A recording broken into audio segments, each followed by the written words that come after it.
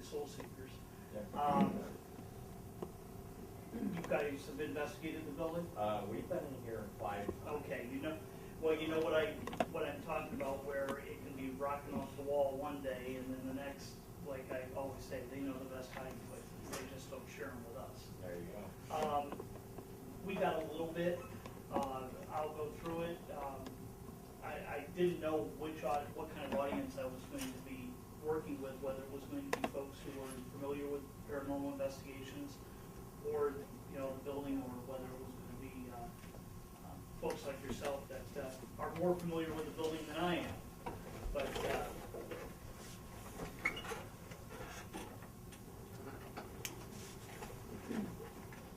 why I have technology.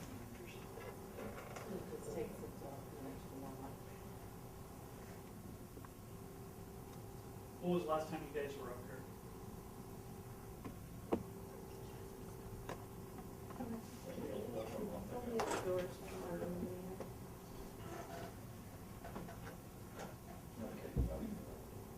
Lights. Yep. I just want to make sure you had all your. I hope so. Anyway, just a little bit about the Coal Region Paranormal Team. Our team has been together for anywhere from 7 to 8 years. We've been as Coal Region Paranormal Team since 2010. We split off of another group, Phoenix out of the ashes, if you will.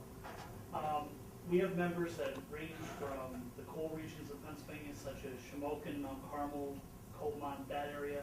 And myself, my wife, and I live in Williamsburg. We've had members down as far as Harrisburg. In fact, our founders found their way down to North Carolina on us, and they're enjoying sunshine and 80 degrees, I saw this morning. While there's no, and you guys will attest to that, there's no college courses for being a paranormal investigator. There's no degrees, there's no doctorates, there isn't anything like that. If anybody tells you they're an expert in ghost hunting, run the other way. We're all learning every time we go out. We hope to learn as much from the spirits and the entities as they learn from us. We have, some of our members have taken some courses and things like that that are offered, and you guys are familiar with the International Ghost Hunter Society. I work in the juvenile justice system. I have a warehouse foreman, plumbers, housewives, nurses. There's no certain expertise. What's nice is we come from all different walks of life, and we kind of bring different aspects into things. Combined, our group has done about 500 investigations. We've had the pleasure of doing things like Fort Mifflin outside of Philadelphia, Rolling Hills in East Bethany, New York. That place rocks every time you go. We visited Eastern State Penitentiary, Gettysburg, things like that. And like I mentioned, we had the pleasure of investigating here at the North Hall. In fact, I think I badgered them into it the first time.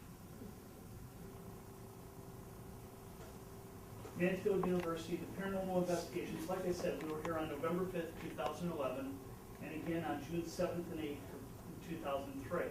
The second time we were here with ghost detectives, and it's a 2-day thing.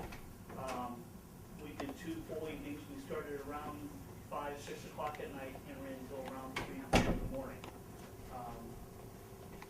Makes for long nights too.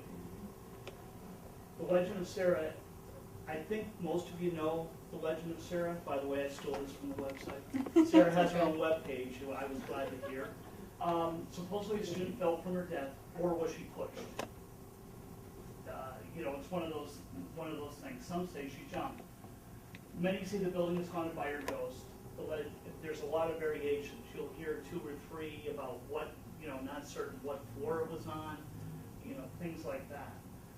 What we do know for sure is that the North Hall was built in the 1870s, and when it was originally built, it was one of the largest buildings on the Atlantic coast. What we do know is that the renovation and expansion, which added the atrium, or what they call the well in the middle from top to bottom, was completed in 1908. The well was boarded up because the Board of Trustees figured out, hey, if there's a fire, it's going to go straight up.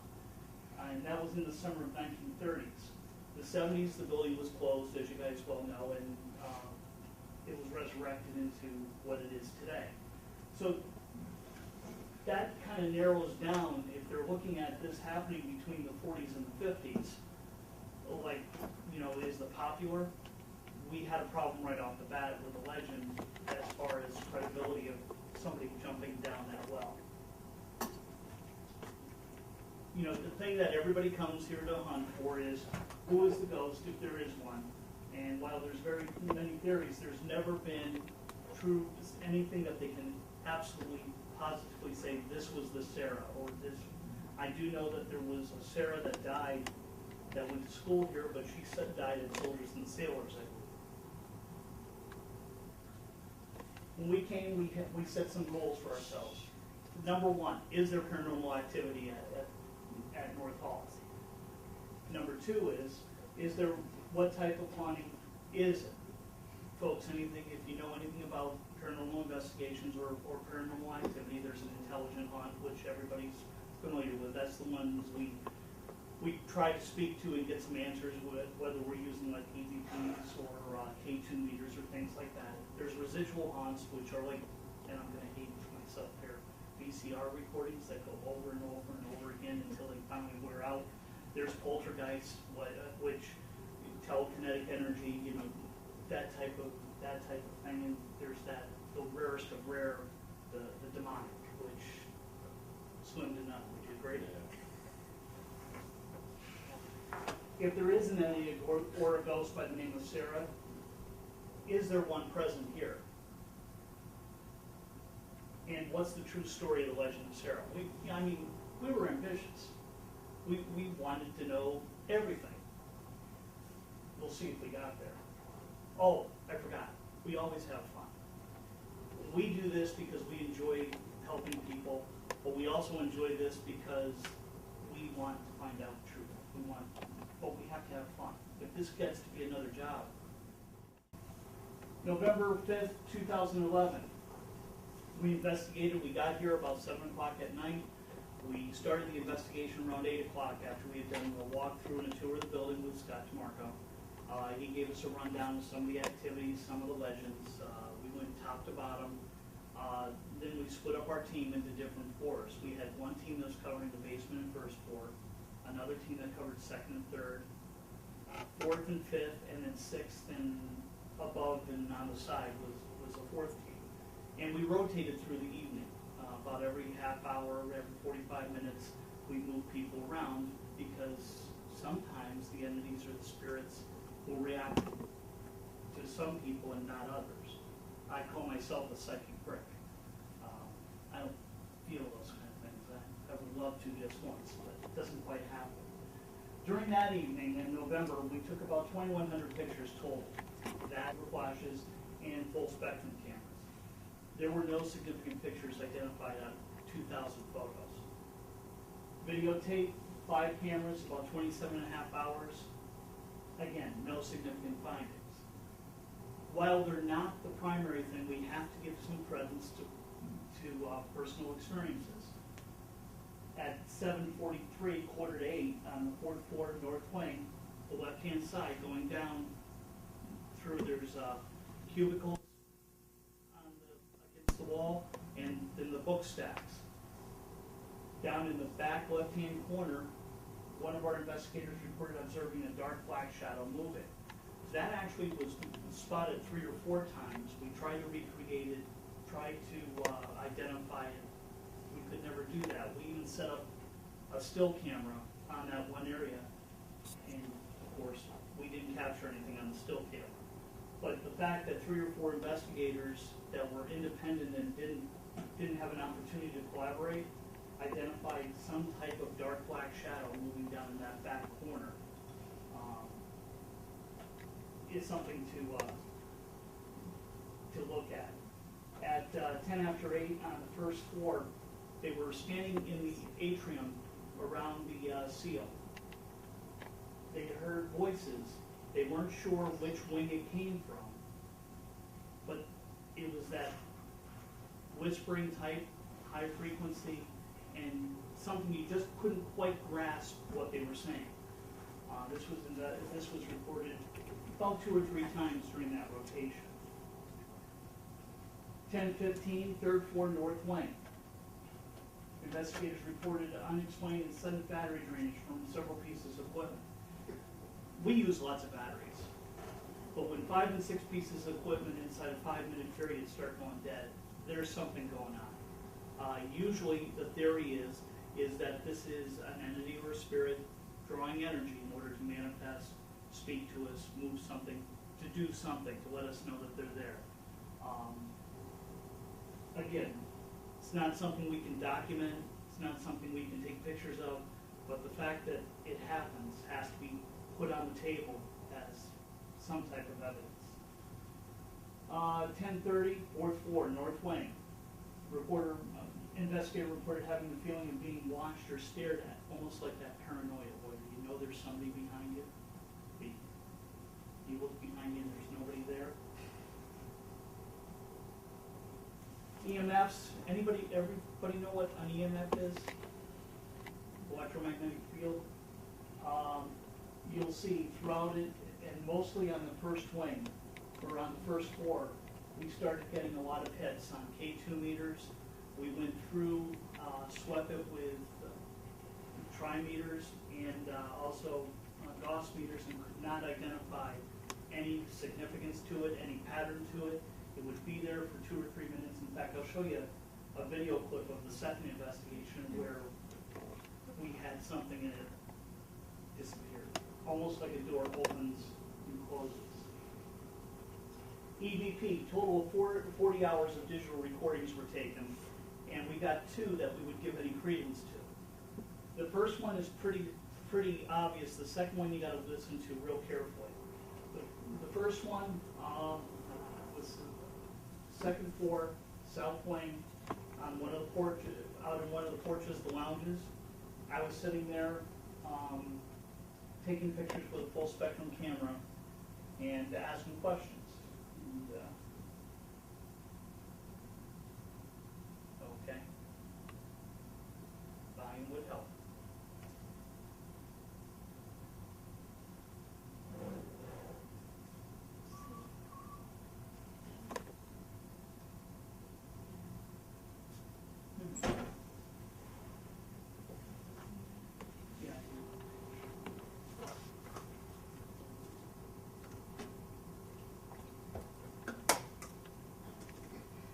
Stand in front of my camera. Anybody hear it? Yeah.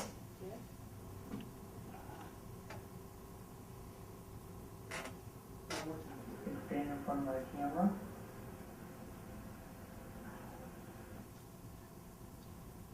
I didn't hear that when it was there. True EVP. Somebody was definitely didn't want their picture taken. Yes.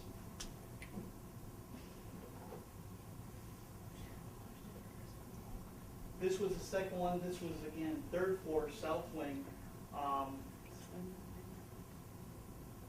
If I remember going in, when you go in, there was a desk on the left-hand side. I don't know if it was like a staff desk or an information desk, something like that. And I was sitting at that desk. That's pretty good, remember that from 2 years ago.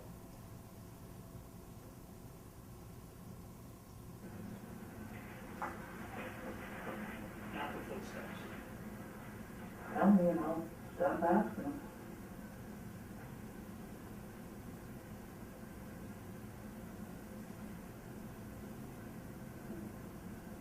You heard it? Right at the tail end. Listen again.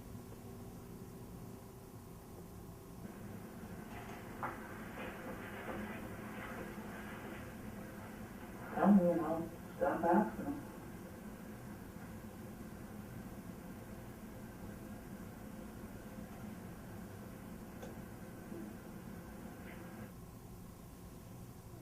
Wasn't heard again, and that's like I said, when you're asking, and you guys know, when you're sitting there and you're asking questions for hours and hours and you're listening to nothing, and then all of a sudden there's something like that, gold. And again, I can't explain it away. I was in the room alone. There wasn't any other sounds. I moved the chair around. I moved stuff on the desk. I can't duplicate it. So it's got to be taken into account. Experimental equipment. It's equipment that, and at least at this point, we hadn't been using very long. But we put it into the mix because there's, you guys been doing this for long?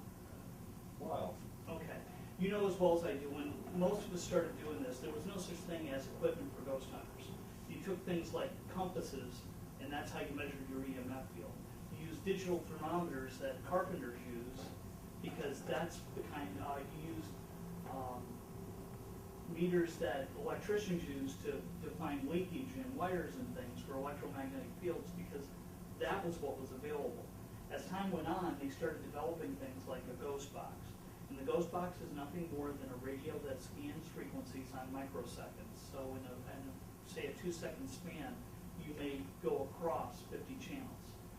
And the idea is that an entity can take that device, or take the words from that, or the white noise from that, and it's easier for them to form words. Originally real skeptical about the whole thing. The more and more we use it, the more and more it gives appropriate answers sometimes, most of the time, and it seems to have a lot of more credence to it. We use it pretty steady now.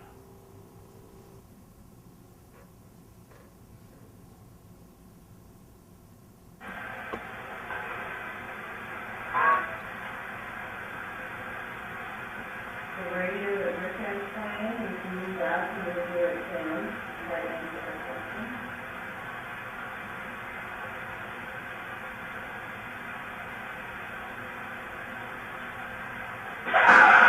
I'm sure that you've been here long enough and you've heard the stories about ghosts and parties and things like that. Maybe you can tell me, is the story about Sarah true?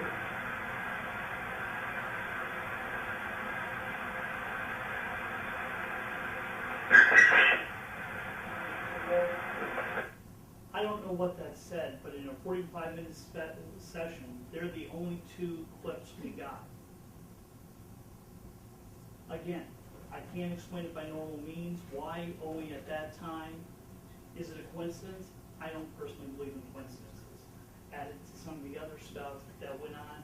First floor, we had a lot of EMF readings going on down there. We had hearing of voices. You know, that type of thing. REM pod. The REM pod is another EMF device. If you see it, it looks like Simon. Simon Says. It's got little lights on and an antenna, and if you go near it or something breaks the field, the lights all light up. In that same EVP rotation, we had a lot of significant activity where it went off several times, yet there was no real change in the atmosphere other than, like I said, we were getting some answers on the boxes, we were hearing some things. It was one more piece of evidence that we were able to throw into the pie, so to speak. The second time we were here was just this past June. We came up with the Ghost Detectives to film for their season 4 episode. The guys brought up a whole bunch of equipment. And we pretty much saturated this place for 2 days. What I did do is I took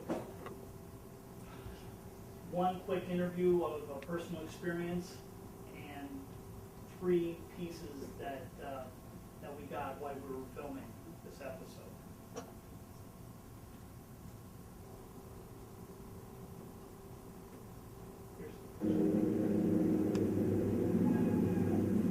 Did you hear that sound? I don't know, that's what I was going to ask you. That's squeaking noise? Yeah. There were 3 of us, I don't know. there were 4 of us in that wing. We were all together on the left-hand side doing some EVP work and some camera shots. That would be great if we started off like that. You heard that, kid? Yeah. All right. So what we did is set out to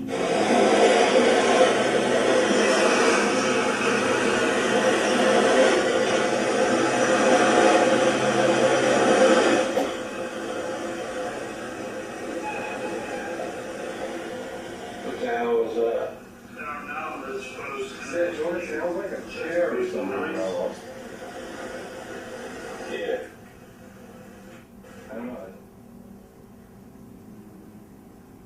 the leader of the ghost detectives had played it back on his real-time recorder to see if we did actually hear what we thought we heard, and then we set out to try and duplicate it. You know, that sounds close to that first sound thing. That squeak. Yeah. There's one in every aisle, you know what I mean? What are those? Yeah, you're looking at every aisle. That's what that sounded like. Yeah, it did.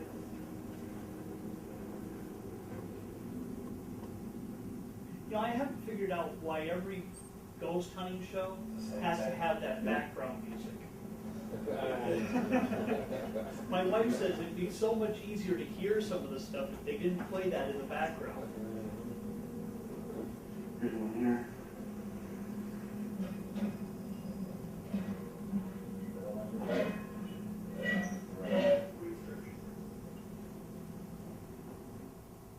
The thing about this is that we were ones that were in that wing. We were all together. We were all within eyesight of each other when that sound was heard. And yeah, they're in every, as you guys know, they're in every aisle. Who moved it?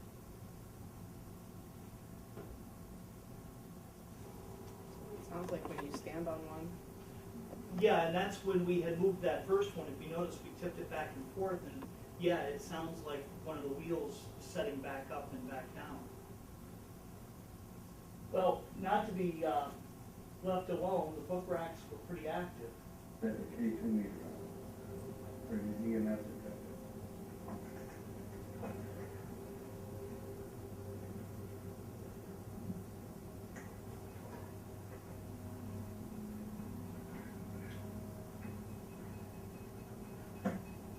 Physics section.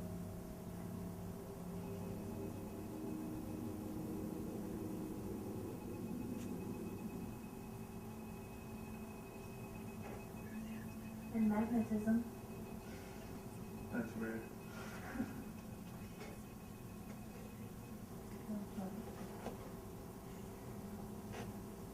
Alright, which book is setting it up? That was around here.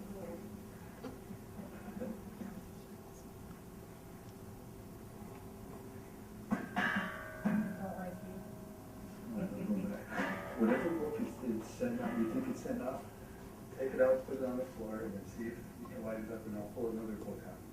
They did that clip, and nothing set it off. In fact, we put a K2 meter to see if there was any radiating up through, and there was nothing coming up through the floor. There's nothing out. Look at that. That is something. Huh?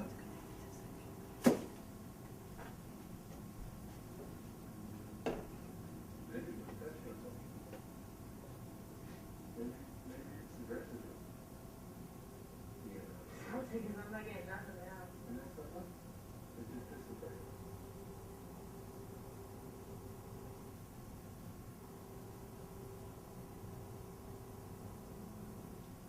That is,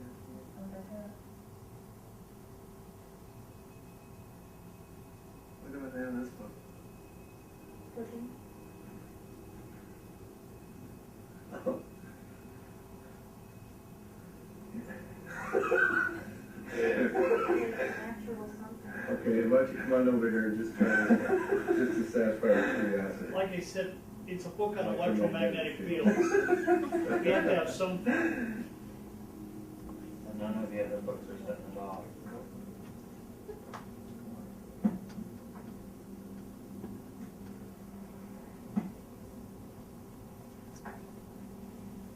But the wall, the outside. We played around with that for about a half hour, trying to get other books, other rows, and things like that, and we weren't able to recreate it. But for some reason, out of the stack of books, those books right there had some type of activity. Can't recreate it. Can't explain it by natural means. It's not normal. It's paranormal. This was an interview they did with me back down on the first floor. We had an experience while we were actually doing a walkthrough. And, here before. Can you tell us about that? We were running a group EVP session. Can you tell this is the second night, towards the end of the night? During a pause, I was waiting for an answer, we started to hear some piano music, classical piano music. It was coming from this wing that we're in right now, which is the music library here at the North Hall. And then as quickly as it started, it stopped. That seemed to be the theme that whole evening. Whatever activity we had, it was like somebody opened and closed the door, because as soon as it started, you started investigating, it was gone. Almost as somebody was like, here, here, here, well, not yet. And this was the very last part of the evening, and Bob looks real happy, can't you tell? This was the very end of the evening. We were in that same room where I was saying I heard the sounds from.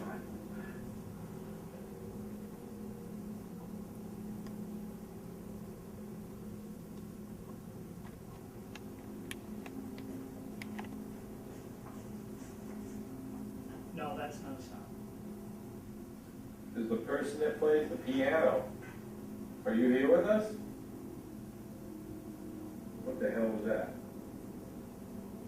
I heard that too. I heard it with my ears. It said no. Are you kidding me? No.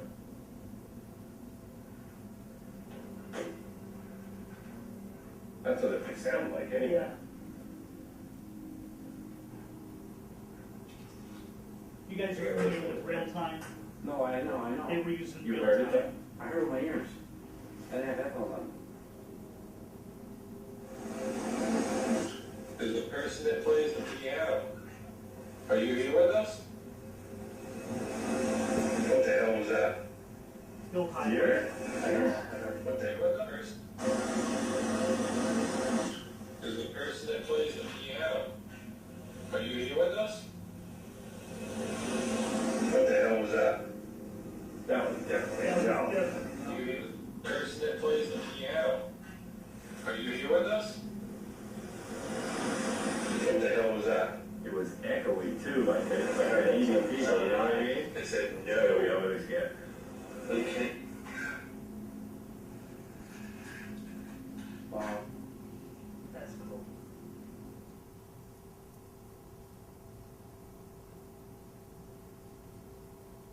Is the person that plays the piano, are you here with us? What the hell was that? That's why I said hold on, because they highlighted at the end. Again, there were a little bit of evidence that night. There was, other personal experiences throughout, hearing things. We had some members see some shadows. What else? It was spotted in the evening, and it seemed to come in groups. Funny enough, we didn't get anything in the upper floors. Fourth floor seemed to be the most active, third, and down on first floor, near the field, and going over to one south. Both times. Well, like I said at the beginning, we had set some investigation goals. Is there paranormal activity in the North Hall? We pretty much answered that, and we'll get into the answers either or right after this. Is there, if there is, what type of haunting is it? We addressed it. You'll see that we really didn't come to an answer about what type of haunting it was. Sarah, I can't definitively say anything that we got says that Sarah is here, Sarah is alive, or what the true legend is. So I guess that remains the mystery of Mansfield North Hall. What we did find is that, like we said, there's legend of story, there's multiple versions of the story of the legend of Sarah. Based on the research, and thank you for when we were here the first time, it's difficult for the time frame that they say that Sarah fell, dove, pushed, for whatever reason. it doesn't fit. The evidence doesn't fit. Now, does that mean that Sarah never was here, that Sarah didn't die here? No, we can't say that, but what we can say is that there's some real inconsistencies to the story. You know, no, we're not questioning the reliability of the other teams that have come in and gotten more information or more results than we have. It's just that for whatever that evening, we could definitely say that there's paranormal activity here. But because, you know, the question is always, is the North Hall haunted? Our team doesn't deem a location haunted just based on whim or small amount of activity. We can't say that as the Coal Region Paranormal Team. We can say that there is paranormal activity here. There's not enough substantial evidence to say what kind. You know, like we said, it's important to remember entities don't always respond to our time frames. They aren't actors. They don't appear on stage call. They show up when they want to, and my favorite is that they know all the favorite hiding places. Questions? Comments? Concerns? Insults? One of the things we always do, and again, people ask about when you do haunted locations and different types of locations, about spirits and spirits following you home and that type of thing. And I'm sure, like us, you take precautions with prayers or centering and grounding. And we always end the evening after we do all of that by just simply saying, stay here. You can't follow us home. So if there's anything here tonight, do me a favor, stay here. There's many more people that want to come and investigate here. That's basically the presentation I brought with me tonight. I hope you enjoyed it. If you have any questions, I will do a shameless plug, coalregions.com, coalregionghosts.com. We're on the internet. Send me an email. Thank you.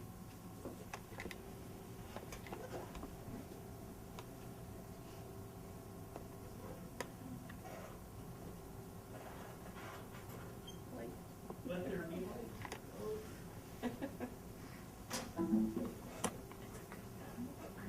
We actually wanted to mention that the one area that you were having the books, the reaction with the books. Yes.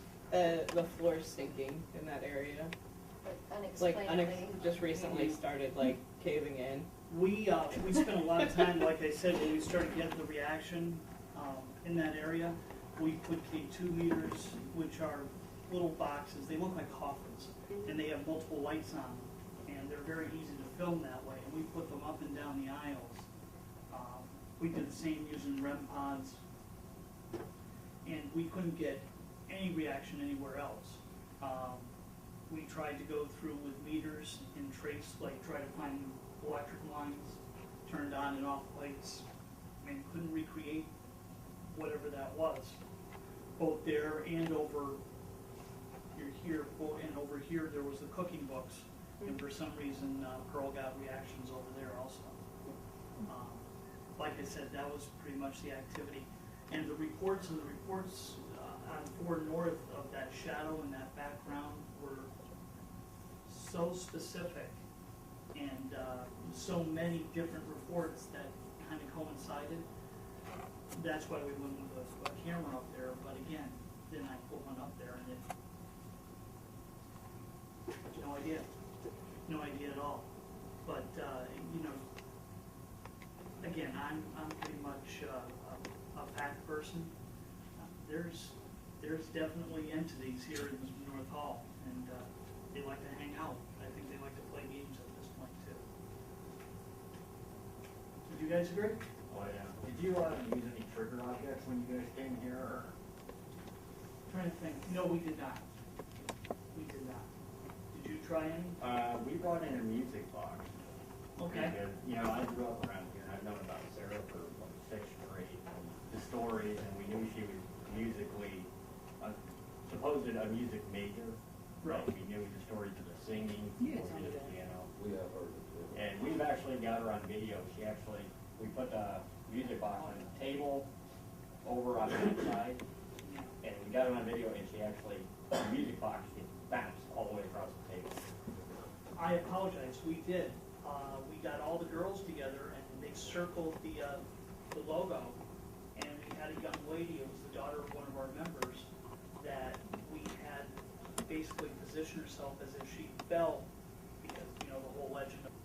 And we didn't get any real significant, while the rest of the guys, we went up on different tiers, just taking a picture down. And we didn't get much reaction at all. But yeah, that was about the only thing we tried, because we figured, okay, it's supposed to be why she was, I guess she was singing the alma mater all the way down, or what, but we figured, yeah, I know, that's one version, but we figured, you know, the Gathering of Girls going back to when it was housing, that perhaps that would work, and, you know, From what I understand, several of the haunting experiences people have relate around music. I mean, considering it's Mansfield and there's lots of music majors here, not even just a Sarah thing, but the common story of hearing music coming from the upstairs where the practice rooms used to be and everything. Like, so I mean, a lot of the different stories we've heard, at least, you know, as long as I've worked here, have always kind of revolved around music. So it makes sense. I mean, that's.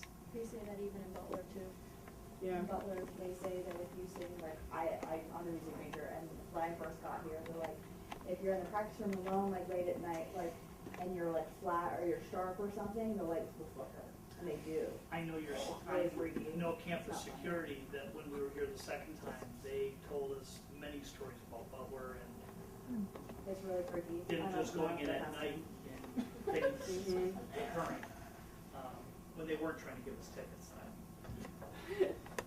They're very diligent, I'll say that. But, yeah, like I said, you know, I'm not one that has a lot of experiences, but I was down, one of the nice things about being lead is I get to kind of go around, and I was down on the first floor. There wasn't a team on the first floor, and I could hear music, what seemed to be coming out of that end of the building, and it was like, wait a minute, I know there's not a piano there. Walked through, there was nothing playing, and it seemed as soon as I got to the back left-hand side, it just disappeared. And again, a few of the responses during the EVP session, things like that. I know that one night, I was in with these two, and they were up on, I think you guys are up on the 4th floor, and from the circulation desk, I could hear a woman talking. You couldn't make out the words, but you knew it was a woman, and she would say something, there'd be a pause, and then it would pick up again, like she was carrying on a conversation. And I walked out to the atrium, and I could still hear it. And I asked these guys when we came down, did you hear a woman talking? And they had been conversing with one of the entities up there. But it was, and I've heard it twice. It's that whispery, you can tell it's a woman, but you can't understand what she's saying. Just like we got had a few things, just walking through nowhere, whispering. Yeah, she said shh like that was. That was loud. Again, the theory that they're on a different, if you will, plane of existence, so they're a little bit off frequency, they're not quite in tune to where we are. It's, again, theory, but that's why it's that whispery and not quite always clear that we can't. It's like the radio station that's slightly off channel, and they're trying to break through into where we are. You quit? Appreciate you. No problem at all. Me too. No problem at all. Rich. Well, nice to meet you, Alan. Nice to meet you, Chris. I'm just saying, I'm glad this wasn't Just before I hadn't seen Just after friends. listening My friends. because I just want to say, no one told me she was like that music part. No one told me that. You didn't know that? No. Yeah, I mean. I had no freaking idea. And I'm glad that all that stuff happened in